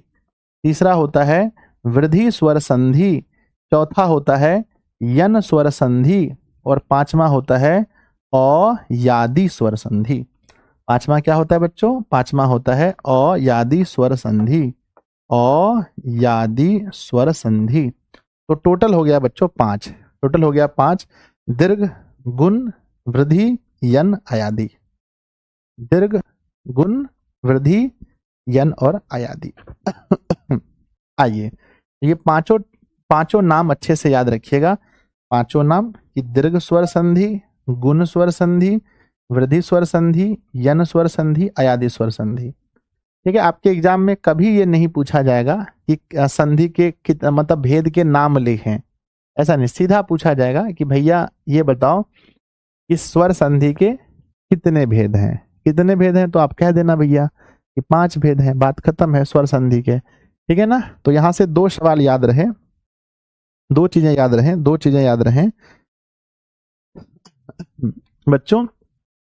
संधि के भेद बताइए, संधि के भेद, है ना। संधि के भेद कितने हैं जल्दी से? संधि के भेद पूछा जाता है। और दूसरा मेरे बच्चे, दूसरा क्या पूछा जाएगा? स्वर संधि के भेद, है ना, स्वर संधि के भेद। ठीक है ना। तो एक हो गया संधि के भेद और एक हो गया स्वर संधि के भेद। तो जब संधि का भेद पूछा जाएगा, आपको पता है कि संधि 3 प्रकार के हैं और स्वर संधि का भेद स्वर संधि 5 प्रकार के हैं। तो ये दोनों क्वेश्चन बहुत इंपॉर्टेंट है, याद रखिएगा, है ना। ये दोनों क्वेश्चन बहुत इंपॉर्टेंट है मेरे बच्चे, तो याद रखेंगे आप लोग, है ना, कि संधि के भेद हैं 3 और स्वर संधि के भेद हैं 5। आइए अब हम लोग शुरू करते हैं। शुरू होता है हमारा यहाँ से स्वर संधि। तो लिखिएगा हेडलाइन में, ऊपर में लिखिएगा स्वर संधि, है ना। स्वर संधि में से भी कौन सा संधि? तो देखिए ये स्वर संधि तो सही है, स्वर संधि तो सही है, लेकिन स्वर संधि में भी कौन सा संधि? तो स्वर का पहला वाला भेद, पहला भेद, यानी जिसका नाम है पहला भेद, फर्स्ट भेद, जिसका नाम है दीर्घ स्वर संधि। बच्चों दीर्घ स्वर संधि शुरू कीजिएगा, लिखिएगा आप सभी लोग अपनी कॉपी में, है ना, अच्छे से पढ़ा दिया जाएगा क्योंकि क्वेश्चन यहां से बनेगा। अब हम लिख रहे हैं बच्चों दीर्घ स्वर संधि। तो दीर्घ में क्या होगा, याद रखिएगा कि ह्रस्व के साथ ह्रस्व जुड़े, या ह्रस्व के साथ दीर्घ जुड़े, या दीर्घ के साथ ह्रस्व जुड़े, या दीर्घ के साथ दीर्घ जुड़े, दीर्घ हो जाता है। बोलो हाँ या ना, हाँ या ना। चलिए हम क्या कह रहे थे बच्चों, हमने बोला इस तरफ ह्रस्व हो, इस तरफ ह्रस्व हो या दीर्घ हो, कोई फर्क नहीं पड़ता। और मेरे बच्चे इस तरफ में भी, इस तरफ में भी ह्रस्व हो या दीर्घ हो। लेकिन जब रिजल्ट हमारा आएगा, जब रिजल्ट हमारा आएगा तो क्या बनकर आएगा बताइए। सर जब रिजल्ट आएगा तो रिजल्ट हमारा दीर्घ होगा, याद रखिएगा रिजल्ट दीर्घ होगा। 20 मिनट और बचा है क्लास, 1.5 घंटे से 1 मिनट भी ज्यादा क्लास हम नहीं लेंगे बच्चों। आइए अब बताया आपने कि ह्रस्व या दीर्घ हो, ह्रस्व और दीर्घ हो तो दीर्घ होता है। जैसे बच्चों अगर मैं आपसे कोई पूछे आज के बाद कि अ और प्लस अ जुड़ने से क्या होता है, या कोई पूछे कि अ के साथ आ जोड़ लेने से क्या होता है, या कोई पूछे आ के साथ अ जोड़ने से क्या होता है, क्योंकि ये सवाल आपके संस्कृत में सबसे ज्यादा क्वेश्चन यही आता है। ये जोड़ने वाला क्वेश्चन वर्ण को सबसे ज्यादा पूछा जाता है संस्कृत में बच्चों। बताएंगे प्लीज, नोट कीजिएगा मेरे साथ में, मेरे साथ में नोट कीजिएगा। आगे चलिए, या आपसे ये पूछा जाए कि भाई मेरे ह्रस्व ई के साथ में ह्रस्व ई जुड़ने से क्या होगा, ह्रस्व ई के साथ में दीर्घ ई जुड़ने से क्या होगा, ह्रस्व उ के साथ में ह्रस्व उ जुड़ने से क्या होगा, है ना।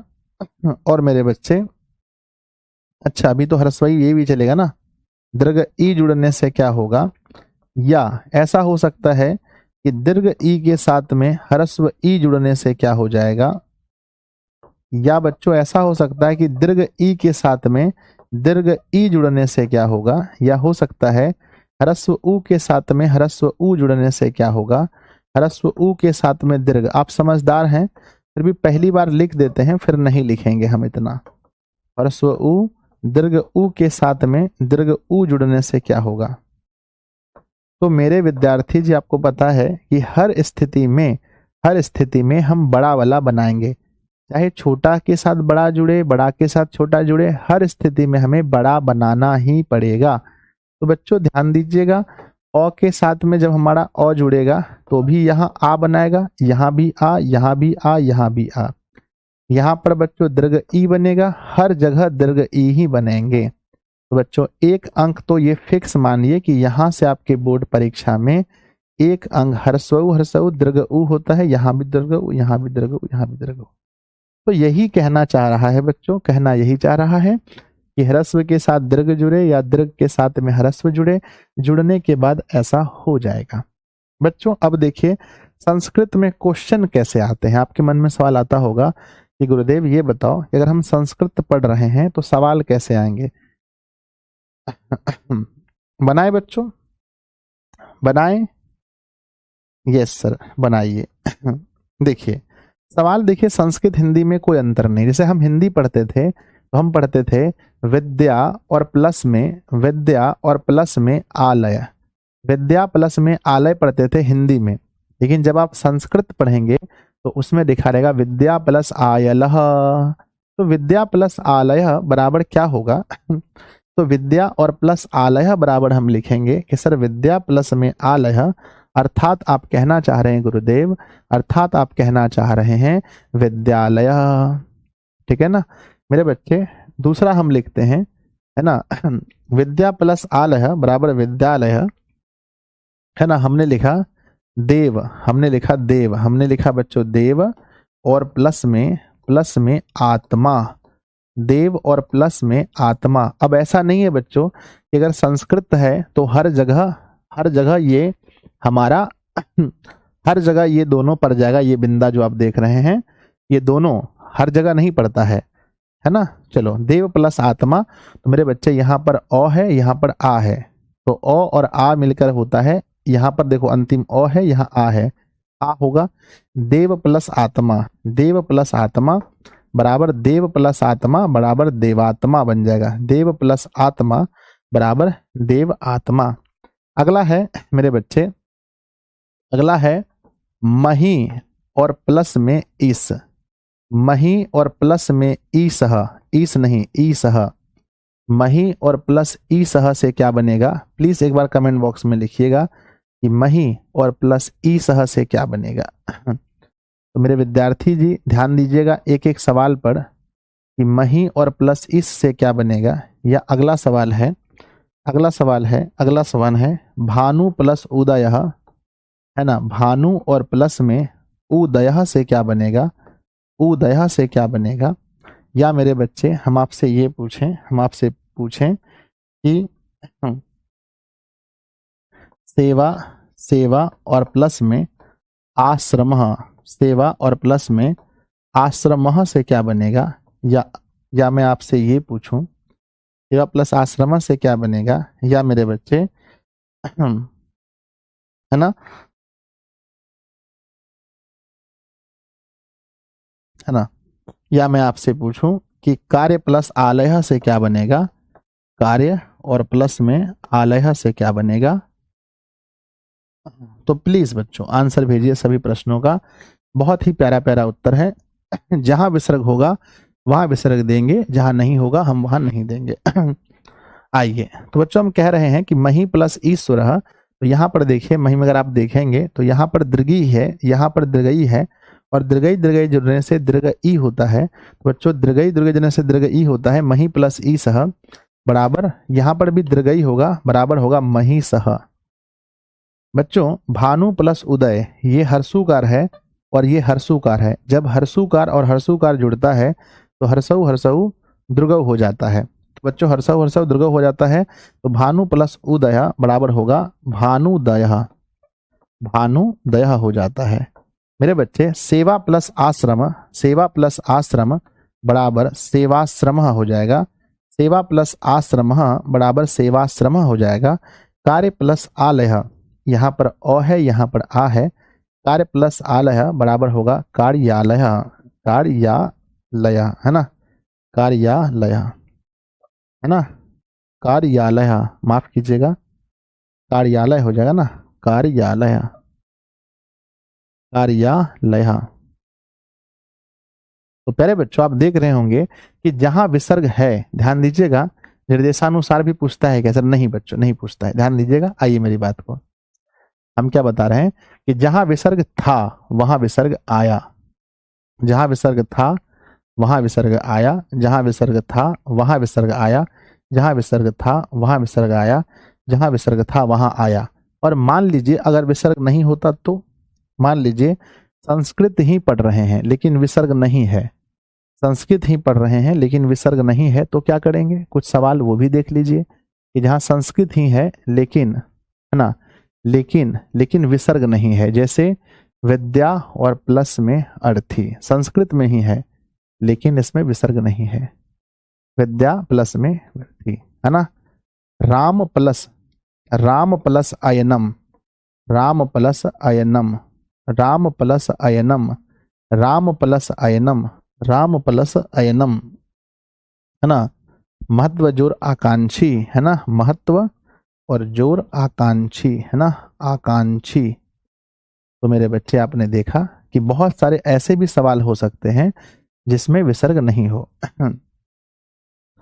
4 नंबर का गलत है गुरुदेव। अच्छा भानुदय में द्रुगव हो जाएगा ना, I am really sorry, Harshu नहीं होगा यहाँ।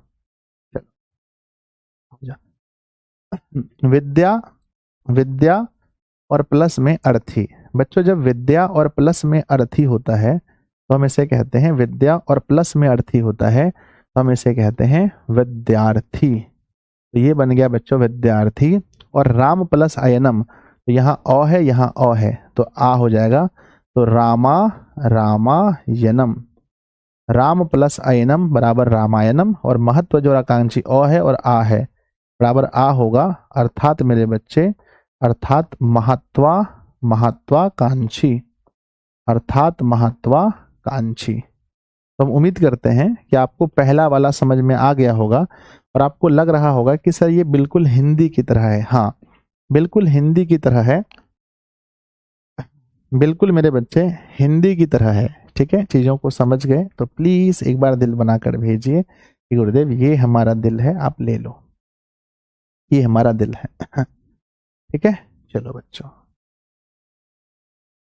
ठीक है। जैसा कि आपने देखा कि ये बच्चों बहुत ही प्यारा, जहां नहीं था ध्यान दीजिए, जहां नहीं था वहां हमने नहीं दिया है। आप देखें यहाँ पर कोई भी विसर्ग नहीं था, हमने दिया भी नहीं है, नहीं था हमने दिया भी नहीं है। बोलो बताओ बच्चों, अब संस्कृत बहुत कठिन है क्या? क्या बहुत कठिन है संस्कृत? वेरी हार्ड बच्चों बताओ, है ना? क्या वेरी हार्ड है? हाँ या ना? एक क्वेश्चन है ये आपसे, क्या ये वेरी हार्ड है? ठीक है, हमें उम्मीद है आप लोग बिल्कुल कहेंगे सर नहीं हार्ड है, बिल्कुल नहीं है, पूरा हार्ड नहीं है। चलिए दूसरा भाग आता है स्वर, है ना? ध्यान दीजिएगा बच्चों, पहला हम आपको क्या पढ़ाएं, है ना? पहला पढ़ाएं बच्चों दीर्घ। दीर्घ के बाद दूसरा होता है गुण स्वर संधि। क्या होता है? गुण स्वर संधि। बच्चों दूसरा होता है गुण स्वर संधि। अब ये दूसरा है हमारा, जहां हम पढ़ने वाले हैं गुण स्वर संधि। संधि को थोड़ा ठीक से पढ़िए क्योंकि सवाल यहां से बनेंगे मेरे बच्चे। गुण स्वर संधि में क्या होता है? No sir, no sir. गुण स्वर संधि में क्या होता है मेरे बच्चे? दीर्घ तो हो गया, गुण की बात करते हैं, है ना? गुण में क्या होता है? ओ और आ के बाद, ओ और आ के बाद, और आ के बाद क्या होता है ना? ध्यान दीजिएगा, इसमें क्या होता है मेरे बच्चे? ओ है और आ है, आ है। इसके बाद अगर कोई भी, इसके बाद अगर ह्रस्वई दीर्घई आ जाए, इसके बाद में ह्रस्व ई या दीर्घ ई आ जाए, अगर ऐसा होता है ओ और आ के बाद ह्रस्व ई और दीर्घ ई आ जाए तो क्या होगा कमेंट बॉक्स में लिखना। और मेरे बच्चे यदि ओ और आ के बाद, ओ और आ के बाद ह्रस्व उ या दीर्घ उ आ जाए तो क्या होगा ये बताना। और अगर मेरे बच्चे ओ या आ के बाद, ओ या आ के बाद री आ जाए तो क्या होता है? तो मेरे बच्चे याद रखना हमेशा कि यदि कभी भी ओ और आ के बाद ह्रस्व ई आ जाता है, ई आ जाता है तो ये ए बन जाता है। और ओ और आ के बाद ह्रस्व उ आ जाता है तो ये ओ बन जाता है। ओ, ए का मतलब होता है इस तरह से बच्चों, इस तरह से एक टिक लगा देते हैं और यहाँ पर क्या होता है? एक डंडे पे टिक लगा देते हैं और यहाँ अर्र हो जाता है ना? अर्र हो जाता है ना? तो मेरे बच्चे आपने देखा बहुत प्यार से कि अर्र हो जाता है। अब एग्जाम में बहुत बार ये सवाल पूछा गया है, एग्जाम में बहुत बार सवाल पूछा गया है कि बताओ भाई, एग्जाम में बहुत बार सवाल पूछे गए हैं कि बताइए, बताइए मुझे कि ओ और ह्रस्वई के मेल से क्या बनेगा। क्वेश्चन एग्जाम में पूछा जाता है कि ओ और प्लस में ह्रस्व ई के मेल से बनेगा, के मेल से कौन सा वर्ण बनेगा? प्लीज एक बार कमेंट बॉक्स में लिखना, कौन सा वर्ण बनेगा, कौन सा वर्ण बनेगा। मुझे भरोसा है कि आप लोग बता पाएंगे सही सही उत्तर। सवाल है बच्चों कि ओ और ह्रस्व ई के मेल से, ओ और ह्रस्व ई के मेल से कौन सा वर्ण बनेगा? तो बच्चों जैसा कि आपको मालूम है क्वेश्चन पूछ रहा है ओ और ह्रस्व ई के मेल से कौन सा वर्ण बनेगा। तो बच्चों आप देख सकते हैं कि ओ और ह्रस्व ई के मेल से, अभी हम जस्ट आपको पढ़ाए थे, थोड़ी देर पहले पढ़ाए हैं कि बच्चों ओ हो या आ हो और सामने में ह्रस्व ई हो या दीर्घ ई हो, मिलने पर ए बनता है। इसलिए हमारा जो उत्तर होगा बच्चों ए नहीं ए, हमारा उत्तर सिर्फ और सिर्फ ए होना चाहिए, न कि ए। ठीक है, देखा आपने बच्चों कि ऐसा जब भी होगा तो हमारा ए बनेगा। कुछ उदाहरण मैं आपके लिए पेश कर रहा हूं, तो लिखेंगे जैसे, आइए जैसे लिखिए बच्चों, जैसे आपको समझ में आएगा चीजें बहुत आसानी से, है ना? जैसे में देखना है कि ओ के बाद ह्रस्व ई आना चाहिए। जैसे हमने कहा मेरे बच्चे, जैसे हमने कहा महा और प्लस में इंद्र, महा और प्लस में इंद्र, ठीक है ना? और बच्चों गजा और प्लस में इंद्र, गजा और प्लस में इंद्र। बराबर हमने फिर कहा बच्चों कि ओ बनाना है ना, फिर हित जोर उपदेश, हित, हित और प्लस में उपदेश, हित और प्लस में उपदेश। तो बच्चों आपको पता है बहुत अच्छे से कि सर महा प्लस में इंद्र कह रहे हैं, तो ये हमारा आ है और ये ह्रस्व ई है। जब अ या आ के बाद ह्रस्व ई आए तो ए बनेगा, अर्थात आप कहेंगे कि फर्स्ट वाला हमारा महा प्लस इंद्र बराबर महेंद्र। महा प्लस इंद्र बराबर महेंद्र, जैसे हिंदी में होता है सेम टू सेम, है ना। गजा प्लस में इंद्र, गजा आ है और ई है, गजा प्लस इंद्र में तो आप कहेंगे कि गजा और प्लस में इंद्र बराबर होगा गजेंद्र। और हित प्लस उपदेश, ध्यान दीजिए अ के बाद अगर हर्षऊ हो तो ओ हो जाता है, ओ तो बराबर लिखेंगे हितोपदेश। हितोपदेश क्या हो जाएगा, हितोपदेश। हित और प्लस उपदेश बराबर हो जाएगा हितोपदेश। तो बच्चों आप लिखेंगे चीजों को, चीजें बहुत आसानी से हो जाएंगी। चलिए नेक्स्ट कुछ और देखते हैं एग्जाम्पल, कुछ और एग्जाम्पल देखते हैं, सब एग्जाम्पल और लिखते हैं, है ना बच्चों। देव और प्लस में री सिही, देव और प्लस में री सिही से क्या बनेगा, देव और प्लस री सिही से क्या बनेगा। और बच्चों महा और प्लस में री सिही, महा और प्लस में री सिही से क्या बनेगा, री सिही से क्या बनेगा। और नेक्स्ट हमारे पास आता है कि गंगा जोर, गंगा और प्लस में, गंगा और प्लस में उद्गम, उद्गम, गंगा प्लस में उद्गम से क्या बनेगा। चौथे नंबर में सवाल है, चौथे नंबर में सवाल है कि महा प्लस में ईश्वर, है ना, महा और प्लस में ईश्वर, महा और प्लस में ईश्वर। बच्चों बताइए इनका सही उत्तर क्या होगा। तो आप कहेंगे कि मेरे बच्चे पहला है देव प्लस री सिही बराबर होता है देव प्लस री सिही, अ के बाद री आ जाए तो अर्र बन जाता है, अर्थात बच्चों आंसर होगा देवर्षि। क्या होगा, देवर्षि, देवर्षि। महा जो ऋषि बराबर होगा महर्षि, महर्षि, महर्षि। बहुत जगह बच्चों आपको MTR यानी मैं तुझे रटूंगा वाला बात है, रटना पड़ेगा। गंगा आकार के बाद हर्षऊ तो ओ बनेगा, तो बच्चों यहाँ बनेगा गंगोदगम, है ना, गंगोदगम। गंगोदगम क्यों, क्योंकि यहाँ पर बच्चों ओ बन जाएगा। महाजोर ईश्वर आकार के बाद हर्षई है तो ए बनेगा, महाजोर ईश्वर बराबर बनेगा महेश्वर, महा प्लस ईश्वर बराबर महेश्वर। मेरे बच्चे ये था हमारा दूसरा। समझ में आया तो बताइए यस सर, यस सर, समझ में आ गया।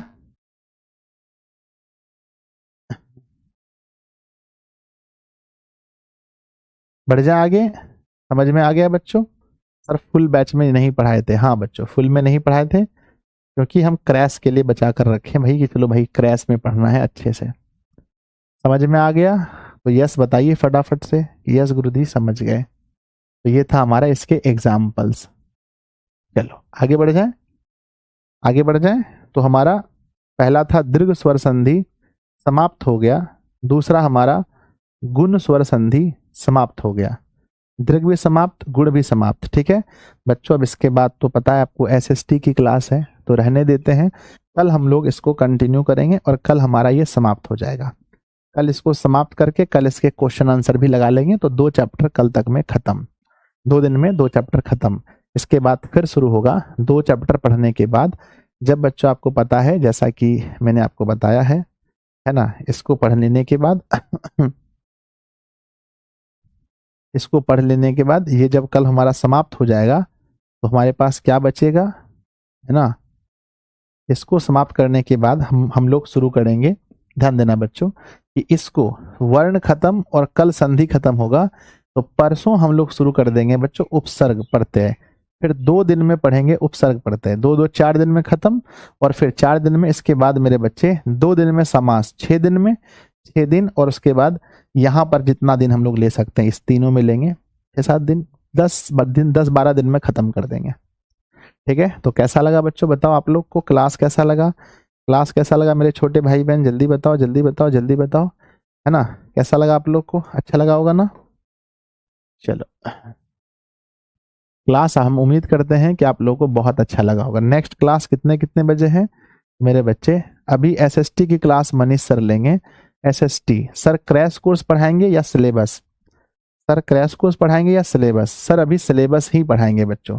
एक आध दिन तक मुझे उम्मीद है कि 2-3 दिन, अभी 2-4 दिन सिलेबस पढ़ाएंगे, तो पढ़ लीजिएगा, सब बच्चे को एक्सेस मिलेगा। जो क्रैश वाले बच्चे हैं उनको भी पढ़ने का मौका दिया जा रहा है।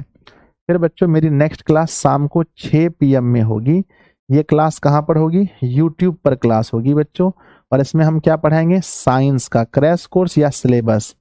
सर सिलेबस पढ़ाएंगे आप, ठीक है ना। फिर मेरे बच्चे, और 3 है ना, तीसरी क्लास शुरू होगी शाम को कितने बजे? शाम को 7:30 बजे। यहाँ होगा क्रैश कोर्स बच्चों, यूट्यूब पर क्रैश, ये सॉरी ऐप पर।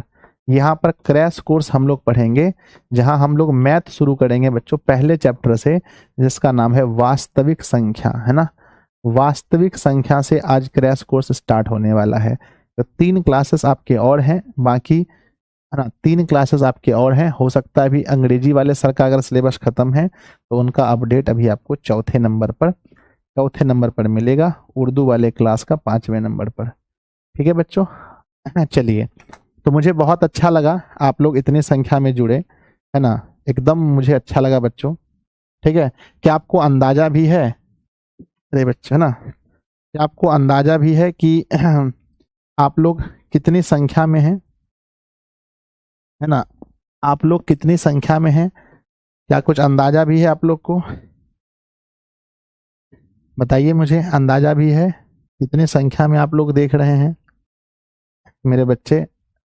ठीक है, शायद ये मैं अभी, मेरा फ़ोन ही स्विच ऑफ हो गया, तो इससे क्या होता है ना बच्चे, मोटिवेशन, बहुत मोटिवेशन मिलता है भाई, चलो हम लोग देख रहे हैं, बड़ा मोटिवेशन मिलता है ना, है ना। बहुत ज़्यादा मोटिवेशन मिलता है बच्चे। मेरा फ़ोन ही बंद हो गया है, नहीं तो मैं भी बता देता आप लोग को। ठीक है, अभी क्लास ख़त्म होते होते, ठीक है, मैं स्क्रीनशॉट तो ले लूँगा, मेरा फ़ोन ही बंद हो गया, अब ऑन होने में टाइम लगेगा। नहीं सर, 5 के नहीं बच्चों, 5 के से ज़्यादा है। ठीक है, मैं व्हाट्सएप पर शेयर कर दूंगा, 5 के नहीं है, ज़्यादा है। ठीक है, 5 के नहीं है, ज़्यादा है बच्चों, 5 के से ज़्यादा है। यानी कि अभी सुबह सुबह के टाइम में भी, सुबह सुबह के टाइम में भी बच्चों आप लोग, है ना, सुबह सुबह के टाइम में भी इसमें व्हाट, है ना। चलो मैं दिखा देता हूँ फ़ोन से। सुबह सुबह के टाइम में इतना होना बच्चे बड़ी अच्छी बात है।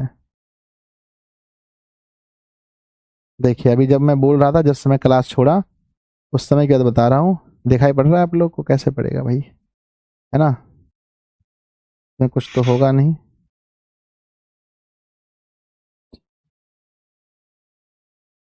अब खत्म हो गया क्या फ़ोन से? हट गया मेरे फ़ोन से, कुछ नहीं है। 7 के है बच्चों, सॉरी 6 के 6,000 बच्चे खत्म होते होने के बस, अभी भी 6,000 बच्चे लाइव हैं, 6 के प्लस लाइव हैं बच्चों, तो बड़ा अच्छा लगता है। इतने बच्चे लाइव अभी भी हैं जब खत्म हो गया क्लास। ठीक है, तो मिलते हैं बच्चों, सभी क्लास को अच्छे से कीजिए, और कल जब क्लास में आप आएंगे तो ये सब कुछ पढ़ के आइएगा। ये सब कुछ आपको किसी भी हाल में कल पढ़ के आना है। कल की क्लास में मेरे बच्चे, है ना, कल की क्लास में सब कुछ आपको पढ़ के आना है, ठीक है। 6 के प्लस है, तो सब कुछ पढ़ के आइएगा, पूरा रिवीजन करके आइएगा, बहुत अच्छे से पढ़ के आइएगा, ठीक है। चलो बाय सभी को, लव यू बच्चों, बाय। हाँ ठीक है, बाय बच्चों। आपको व्हाट्सएप शेयर कर देंगे, ठीक है ना, व्हाट्सएप पर दिखा देंगे। मेरा फ़ोन अच्छा ऑन ही हो गया, 1% है, और आधे बच्चे तो चले गए, और भी, फिर भी मैं देखता हूँ।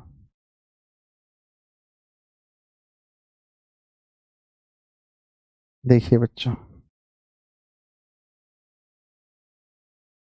बहुत मोटिवेशन मिलता है ना कि भाई हमारे साथ कितने लोग पढ़ रहे हैं।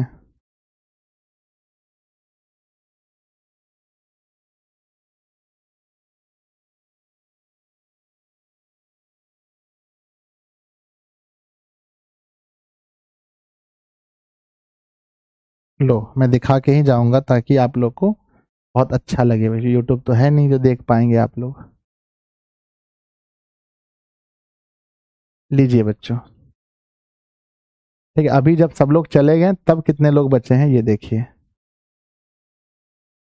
जस्ट अभी की ली गई तस्वीर है आप लोग के लिए।